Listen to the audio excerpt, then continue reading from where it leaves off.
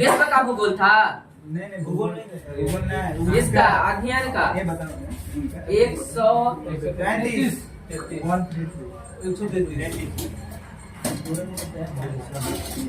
हमके तो पहले ही याद कर गया।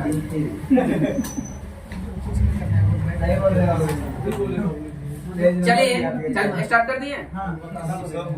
चलिए 1975 में इंदिरा गांधी द्वारा 20 सूत्रीय कार्यक्रम का शुभारंभ हुआ। पांचवी पंचवर्षीय योजना इंदिरा गांधी का शासनकाल था। उसमें याद रखिएगा, इसमें कई एक इम्पोर्टेंट सवाल आता रहता है। 22 अक्टूबर 1975 को क्षेत्रीय ग्रामीण बैंक की स्थापना की गई। ये पंचवर्षीय योजना के कार्यकाल में, पांचवी पंचवर्षीय योजना के कार्यकाल में बताएगा 1974 में राष्ट्रीय न्यूनतम आवश्यकता कार्यक्रम लागू हुआ था। यह पंचमी में है। अनवरत योजना रोलिंग प्लान इसको कहते हैं। इसका कार्यकाल बताइएगा 78 से 80। यह कहने योजना है। पांचवी योजना के बाद अनवरत योजना देन है किसका? यह गुन्नार की। अनवरत योजना के प्रतिपादक कौन थे? अनवरत योजना आधारित थे किस मॉडल पर? गांधीवादी मॉडल पर आधारित थे। नबार्ड की स्थापना कब हुई थी? 12 जुलाई 1982 को हुई थे। यह कईवीं पंचवर्षीय योजना में ईस्वी बताइएगा 80 से 85। छठी योजना कार्यकाल में यह शिव रामन समिति के सिफारिश पर छठी योजना 80 से 85 आधारित थी। यह किस मॉडल पर? छठी योजना किस मॉडल पर आधारित थे? आगत निर्गत मॉडल। बताएगा छठी योजना का मुख्य उद्देश्य क्या रखा गया था? रोजगार सृजन तथा गरीबी निवारण, बेरोजगारी उन्मूलन के संबंधित IRDP, NREP या ट्राइसेम, ड्वाक्रा, RLEGP कार्यक्रम लागू की गई थी। छठी में राष्ट्रीय ग्रामीण रोजगार योजना प्रारंभ हुई थे। छठी योजना में 7वीं योजना की अवधि कब है? 85 से 90। इंदिरा आवास योजना 85 से 86 तथा जवाहर रोजगार योजना 89 28 अप्रैल 1989 को यह आरम्भ हुआ था। यह कईवीं योजना काल था? 7वीं था। नेहरू रोजगार योजना प्रारंभ हुआ था। यह कईवीं? 7वीं में। 8वीं पंचवर्षीय योजना का समय बताइएगा। 92 से 57 में यह मॉडल तैयार किया था। कौन? John W Miller. बताएगा 8वीं योजना का मुख्य उद्देश्य क्या रखा गया था? यह मानव संसाधन का विकास। 8वीं योजना का विकास दर, लक्ष्य एवं प्राप्ति दर। विकास दर कितना था? 8.6%। और प्राप्ति दर 6.8। बताएगा महिला समृद्धि योजना 2 अक्टूबर 1993 का प्रारंभ हुआ था। यह कईवीं योजना कार्यकाल में? 8वीं योजना कार्यकाल में। प्रधानमंत्री रोजगार योजना 15 अगस्त 1993 की शुरुआत हुई। 8वीं में आगत निर्गत मॉडल का आधारित 9वीं योजना। इसका उद्देश्य क्या था? सामाजिक न्याय और समानता के साथ आर्थिक विकास। बताएगा 10वीं योजना का कार्यकाल 2 से 7। 10वीं योजना का मुख्य उद्देश्य क्या रखा गया था? यह देश में गरीबी और बेरोजगारी समाप्त करना। अब तक की सबसे सफल एवं सबसे विकास दर वाली योजना का नाम बताएगा। 10वीं योजना का विकास दर लक्ष्य प्राप्ति लक्ष्य क्या था? विकास दर था 8%। प्राप्ति कितना हुआ था? 7.6। बताइएगा 11वीं योजना की अवधि बताइएगा 7 से 12। 11वीं पंचवर्षीय योजना का मुख्य लक्ष्य क्या था? और समावेशी विकास। 12वीं योजना की अवधि बताइएगा 12 से 17। 12वीं योजना का मुख्य उद्देश्य क्या रखा गया था? संपोषणीय और अधिक समावेशी विकास। 12वीं योजना में आर्थिक वृद्धि दर, लक्ष्य एवं प्राप्ति दर। वृद्धि दर बताएगा 8% और प्राप्ति 7.6। योजना पत्रिका का प्रकाशन किया जाता है किसके द्वारा? सूचना एवं प्रसारण मंत्रालय के द्वारा। आर्थिक सुधार नीति का शुभारंभ यह कब किया गया था? 1991 में। बताएगा नई आर्थिक नीति 1991 के दौरान भारत के वित्त मंत्री कौन थे? मनमोहन सिंह। आर्थिक क्षेत्र में उदारीकरण के एक नए युग की शुरुआत कब हुई थी? 1991 में। बताएगा भारतीय अर्थव्यवस्था के उदारीकरण का अग्रदूत किसे कहा जाता है? डॉक्टर मनमोहन सिंह को कहा जाता है। बताएगा ट्राइसेम ग्रामीण युवाओं हेतु स्वरोजगार प्रशिक्षण योजना की शुरुआत कब हुई थी? 15 अगस्त 1979 को। ग्रामीण क्षेत्र में महिला एवं बाल विकास कार्य प्रारंभ कब किया गया था? 1982 में। 1982 में। बताएगा राष्ट्रीय ग्रामीण रोजगार योजना की शुरुआत कब हुई थी? 1980 में। बताएगा संपूर्ण ग्रामीण रोजगार योजना, इसका शुभारंभ कब हुआ था? 25 सितंबर 2001 को। जवाहर ग्राम समृद्धि योजना का शुभारंभ कब हुआ था? 1 अप्रैल 1999 को।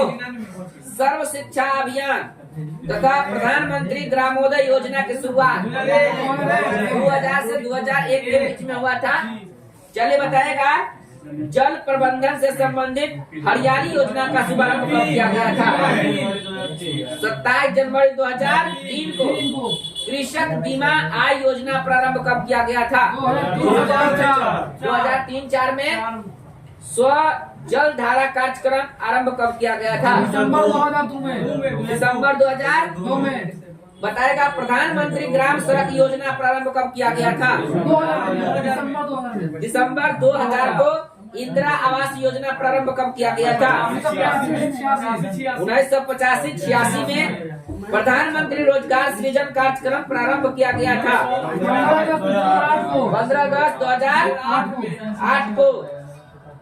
कपाट का गठन कब किया गया था? कपाट का गठन 1 सितंबर 1986 को। अच्छा, कपाट का मुख्यालय कहाँ है? नई दिल्ली में। उपभोक्ता की बचत की सिद्धांत किसने दिया था? अल्फ्रेड मार्शल ने। न्यूनतम समर्थक मूल्य संबंधित है किस क्षेत्र से? कृषि से। न्यूनतम समर्थन मूल्य का निर्धारण कौन करता है? यह कृषि लागत एवं मूल्य आयोग। खाद्यान्नों का न्यूनतम समर्थक मूल्य किस वर्ष शुरू किया गया था? 64-65 में किया गया। भारत में सबसे पहले चकबंदी कानून लागू की गई 1920 में बड़ौदा में। बड़ौदा गुजरात।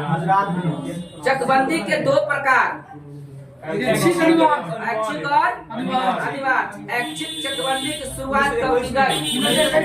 1921 में।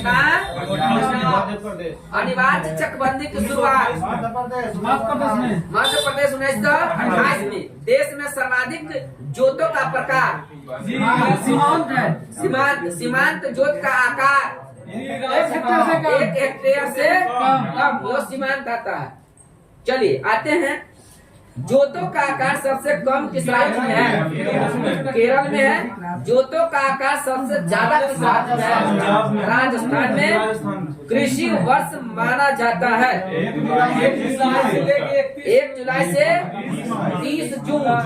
1 जुलाई से 30 जून। जून जुलाई उल्टा एक कृषि वर्ष 1 जुलाई से 30 जून। चलिए बताएगा कृषि जोतों पर कर लगाने की संस्तुति की थी किसने? राज्य समिति ने। भारत की पहली कृषि जनगणना कब हुआ? 1970 से 71 में। 70 से 71 में। भारत में राष्ट्रीय कृषि बीमा योजना किस वर्ष प्रारंभ हुए थे? 1999 से 2000। बताएगा कृषि को उद्योग का दर्जा देने वाला महाराष्ट्र है, जो कृषि को उद्योग का दर्जा दिया। भारत में कृषि को वित्त प्रदान करने वाली सर्वोच्च संस्था का नाम बताएगा? नाबार्ड है। रबी फसल की बुआई किस मंथ में होती है? अक्टूबर नवंबर में। खरीफ की जून जुलाई में। खरीफ फसल का कुछ एग्जाम्पल बताइएगा? चावल, बाजरा, मक्का। जायद फसल का बताइएगा? ककड़ी, तरबूजा, खीरा। भारत के मुख्य खाद्य फसल चावल। हरित क्रांति शब्द के सर्वप्रथम प्रयोग किसने किया था? डॉक्टर विलियम गॉड ने। हरित क्रांति की शुरुआत कब हुई थे? 1967 में। भारत में हरित क्रांति का जन्मदाता किसको कहा जाता है? एम.एस. स्वामीनाथन को। हरित क्रांति को विश्व स्तरीय जनक किसको कहा जाता है? डॉक्टर नॉर्मन बोरलॉग को। हरित क्रांति से सबसे प्रभावित फसल कौन है? गेहूं है। हरित क्रांति के समय भारत का केंद्रीय खाद्य एवं कृषि मंत्री कौन था? CS सुब्रमण्यम। ये बड़ा सा अच्छा क्वेश्चन है। या CS सुब्रमण्यम। हरित क्रांति का जनक देश का नाम बताएगा? कौन से देश को हरित क्रांति का जनक कहा जाता है? फिलीपींस को। सर्वप्रथम हरित क्रांति आई थी भारत के किस राज्य में? पंजाब में। पहली क्रांति पीली क्रांति तिलहन से सरसों से। चलिए भूरी क्रांति संबंधित परख से। लाल क्रांति टमाटर। गुलाबी क्रांति झींगा मछली का उत्पादन। श्वेत क्रांति संबंधित दूध से। रजत क्रांति अंडा। बादामी क्रांति मसाला। गोल क्रांति आलू। नीली क्रांति से। कृष्ण क्रांति पेट्रोलियम। ब्राउन क्रांति गैर परंपरागत ऊर्जा। यह इसको ब्राउन क्रांति में आता है। सुनहरी क्रांति बताएगा? सुनहरी क्रांति फल उत्पादक। बताएगा सभी क्रांतियों का सम्मिलित कौन सा क्रांति है? इंद्रधनुषी क्रांति। ये सभी क्रांतियों का सम्मिलित है। बताएगा प्रत्यक्ष कर क्या है? आयकर संपत्ति कर। सरकार के पास डायरेक्ट जाता है।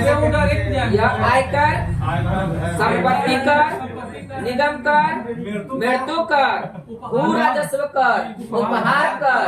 यह सब क्या है? प्रत्यक्ष कर है। ठीक है।